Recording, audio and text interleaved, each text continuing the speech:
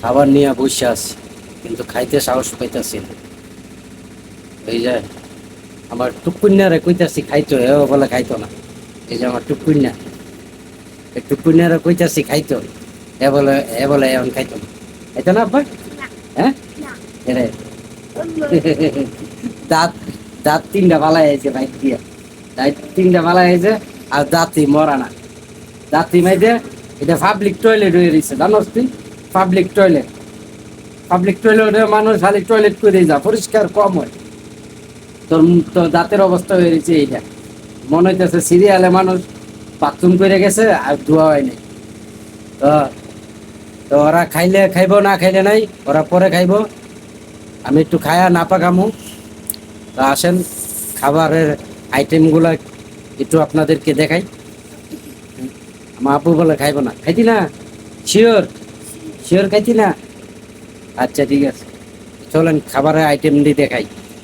এইটা হচ্ছে সকালে ডাইল ভাজি আনছিলাম, এটা রইছে। আর এটা হচ্ছে এই যে মাংস বোনা, মাংস বোনা। এটা হচ্ছে মাছ দিয়া মিষ্টি কুমড়া, মাছ দিয়া মিষ্টি কুমড়া। আর এটা হচ্ছে আম দিয়া ডাইল, কাঁচা আম দিয়া ডাইল। আর এটা হচ্ছে যে চাইল দিয়া ভাত, এটা হচ্ছে চাইল দিয়া ভাত। আর এটা হচ্ছে ফানি। আর এই যে প্লেট, এই যে আমার সন্তান। তা আসলে মায়েরও বলতেছি, কারণ মায়ের শরীরটা বেশি অসুস্থ। মেয়েরও বলতেছি যে এক লোকে খায়া ফেলাই। মেয়ে খাইতে চাইতেছে না, কেউই খাইতে চাইতেছে না। তো আমি একে একে খাবো। আমার অনেক খিদা লাগছে, প্রচুর খিদা লাগছে। তো আমি এখন খাবো। হ্যাঁ, টাটা দে। খাইবো না। আর মেয়েরা আমার পাশে শুয়ে আছে, ওর শরীরটা আসলে খুব খারাপ।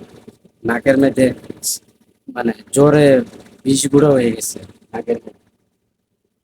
তো বেশি কথা বলতে আইতেছে না আর কি, খিদায়। তো একটা অর্ধেক বাসি রুটি আছিল, অর্ধেক বাসি রুটি আছিল, ওই ডাইলটা দিয়ে খাইলাম। মানে অল্প করে ভাত খামো, ভাত খেয়ে আমি না পা খামো। হ্যাঁ, কামতেছে জ্বরে, জ্বরে মেয়ে চোখে মুখে দিয়ে পানি হয়ে যেত। তো অল্প করে ভাত খামো, ভাত খায়া আমি নিজে ওষুধ খামো। আপনারা সবাই ভালো থাকেন। আল্লাহ হাফেজ, আসসালামু আলাইকুম।